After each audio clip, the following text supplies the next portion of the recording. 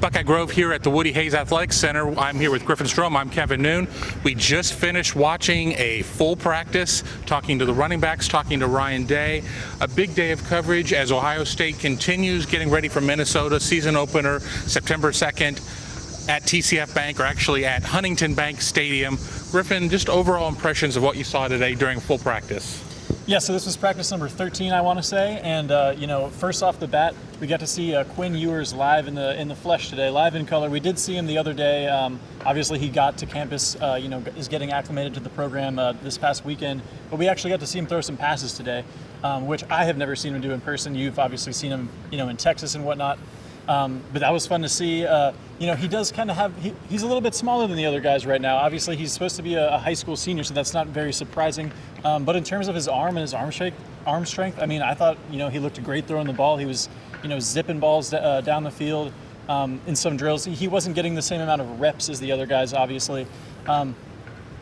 Because they've been in the program obviously for a couple of those guys are this is their second preseason now, and Ryan Day even told us after practice that he's not just going to throw Quinn Ewers in right away. The other guys have earned their reps and whatnot, and so it just makes sense. Quinn Ewers he's got to adjust a little bit more before he's going to see some of those more reps and more inclusion in some of those drills.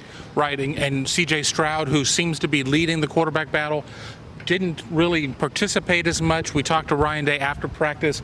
Load management is what it sounded like. Yeah, and just the other day, Ryan Day told us what we already had been thinking, which was that C.J. Stroud has begun to separate himself from the group. I mean, a lot of us had that pegged, months ago, but I kind of took that as a signal today with Stroud not throwing and whatnot, that was just kind of them we kind of know the direction we're headed now, and just taking it easy on him a little bit for today. Ryan Day said it was not some type of long-term injury issue, but we'll see. We won't get to see any more practices, but everything should be good in that regard. I think today was scheduled to be a full pads, but they weren't in full pads.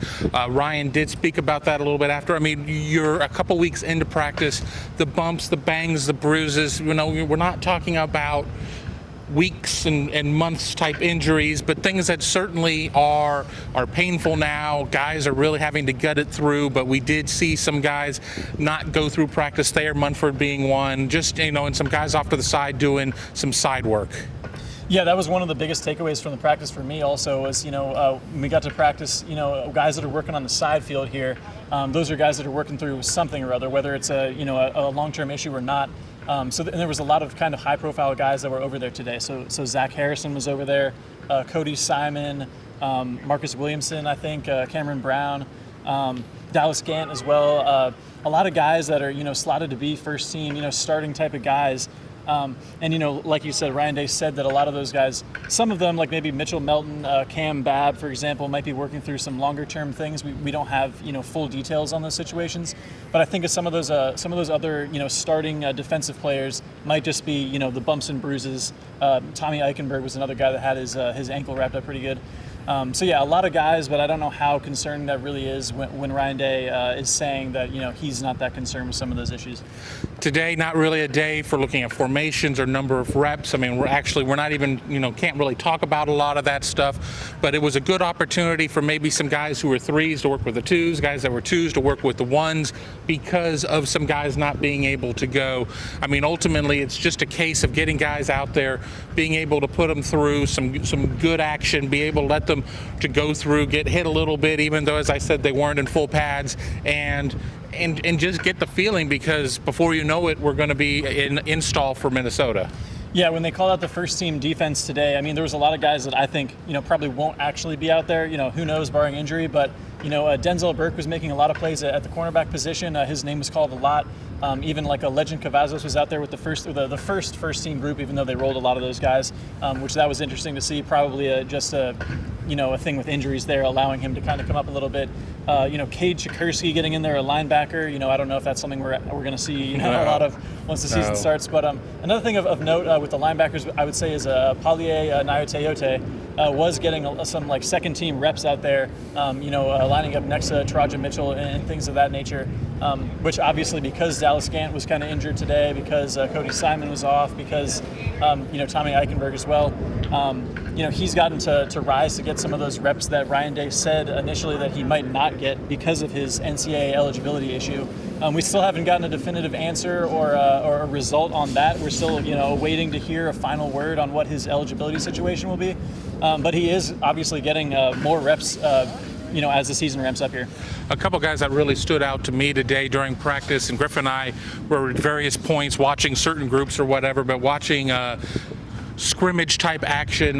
Marvin Harrison Jr., Emeka Egbuka, I thought they both did very well. Some of the defensive backs, Ja'Kalen Johnson, Denzel Burke, both looked really good. Trevion Henderson, again, we're not seeing them taking guys to the ground or anything, but he certainly has that wiggle in there, as another reporter said. I've used that term too. I think we're starting to see some guys looking really good at practice, but also remember, it's practice. Yeah. And that was interesting to see with Henderson today when they called out the first team offense. And once again, they're rolling these guys, so it's kind of a fluid situation right now with the starting 11, the starting lineups. But when they did call the first team offense, when they went out the team versus team offense versus defense drills, Henderson was the first running back up there. So who knows what that will actually impact in terms of the actual starting lineup. But that was interesting to see, a positive sign for him. And I thought another guy that stood out with a really nice catch today was Jaden Ballard. Had a really nice full extension catch in one of those drills as well. That was just another thing that caught my eye. And something just back to Henderson. I think Henderson is the type of back that really excels in these types of situations where you have Master Teague, who's a more physical back. You have Mayan Williams, don't call me Meatball, call me Chop, or Pork Chop, a name given to him by Baron Browning. Those guys are more of a power, you're not going to get me down to the ground type of guy. So, we want to read so much into what we see in these things, but we have to remind ourselves that, again, it's under very controlled circumstances, and we don't necessarily, the extrapolation isn't 100%. Yeah. And Tony Alford, we got to talk to him today. He said that he's seen a few of those big, wild highlight play moments from Trevion Henderson this offseason. So that's another positive sign, for Ohio State fans. Obviously, there's a lot expected of Trevion Henderson, coming into this program. I personally did not hear him talk today because we're spread out amongst the different running backs. I don't know if you had any big takeaways from what he was saying or if you got to hear him. Yeah, I was over in the middle area because of where I was shooting video that you can see here at BuckeyeGrove.com. I'm going to go through his audio once we're done with this and hear kind of what he had to say. But, I certainly, he was... Some services had him as a 5-star. Rivals, we had him as a 4-star. I think he's going to prove to be a tremendous back. But we did have the opportunity to talk to Tony Alford, talk to the running backs. We had the opportunity to hear, I listened to Mayan Williams and where he's got his weight down a little bit and this is going to be the year. A lot of positive things. And again, I think that it's going to be a situation, and Tony Alford spoke on it. You're not going to be able to play all 5 backs. You're just not going to be able to play all 5 of them. But I don't think that there's necessarily a hierarchy in play right now. I think we all are saying Master Teague probably is going to be the guy that's going to see the first snap of the first game. Mayan Williams, Trevion Henderson, maybe guys. But don't sleep on Steel Chambers. Don't sleep on Evan Pryor. We just don't know. But we're probably not going to see a 5-man rotation at running back. Yeah, I think Coach Alford said he felt really comfortable with 4 of those guys, going into the season here. And honestly, in terms of Master Teague, he's a guy that's dealt with injury issues, in several preseasons. So, that might be a thing that even limits, the type of reps he gets in this preseason as a more veteran guy, a guy that's, logged a lot more game reps than these other younger running backs like Mayan Williams, like obviously Trevion Henderson. So, maybe that distorts the view of things in terms of, who's going to start the season at running back, or maybe not. That is one of the biggest questions, what that rotation really is going to look like. And, it's something that, Tony Alford's not really tipping his hands on it at the moment. One other position that I'm asked about all the time from people when I talk about Ohio State is linebacker. Due to some guys held off to the side, I still don't have any idea. And we saw 1s and 2s out there, and I still don't necessarily know because of guys, as I said, going, off on the side field and going through other, rehabilitation work or just not taking hits the way that other guys were. I'm still not entirely sure what we're going to see there. About the only name I'm ready to put in there in pen is Taraja Mitchell. Oh, yeah, 100% me as well. we've seen Cody Simon get a ton of first-team reps with Dallas Gant out, but now it looks like both of those guys are dealing with some issues. And, the stuff that they're doing with the bullet position, what we did see a lot of was Greg Young, Court Williams, and Ronnie Hickman. I mean, it seems like, one of those guys might be on the field all the time for the Ohio State defense, but we really don't know. Sometimes they did have 3 traditional linebackers out there today. Sometimes it was just 2 guys in one of those bullets. So that's another one of those things. I was trying to key in on that as well, because I'm trying to do like a linebacker depth chart right now, and it's just a very difficult thing to figure out when we don't have kind of those concrete answers before the season. But and this is pretty much all that we're going to get. This is the last practice we're going to see. We're not going to get to talk to the team again until Monday. So they'll go through the weekend. They'll go through the scrimmage.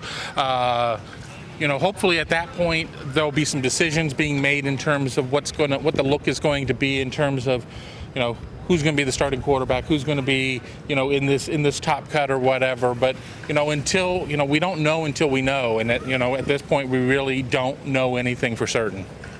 Yeah, that's true. And also, be on the lookout for, captain announcements as well. Another thing coming up here we should be getting.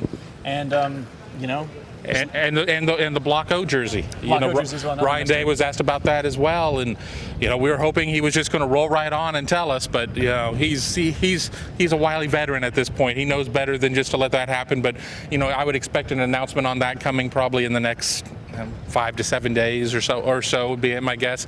Any final thoughts as we wrap up here from the Woody? Today there was kind of a lot going on with some of the injury issues. Quinn Ewers being here throwing the ball. It was kind of a good last practice to kind of end on, because we did get kind of a little bit more meat on the bone than usual, especially with the fact that we actually got to watch the entire practice. But yeah, there's still a few mysteries to kind of solve here before the season starts. A few things that need to get announced. I'm just excited to start covering another season, fully in person again. So that's always a great thing as well. Absolutely, and I agree with everything you said there. I think that we'll start to get a lot more clarity this next week. Whether or not, it's not going to necessarily be something we're going to see, but with the opportunity to talk to Ryan Day on Monday, and then we'll go through some positions again through the week, I think we'll start to hear a little bit more, and then before you know it, they're going to be an install, and it's going to be go time September 2nd up at Minnesota. Game's going to be nationally televised on Fox, 8 o'clock Eastern. We'll be excited to be there, but for now we're going to wrap things up. I want to thank Griffin Strome for being part of this. I'm your host, Kevin Noon. Once again, thanks for joining us here at BuckeyeGrove.com, and we'll talk to you again very soon. Thanks for watching. Be sure to click on that subscribe button so you don't miss a single thing, and come visit us over at BuckeyeGrove.com for all the best Ohio State information on the web.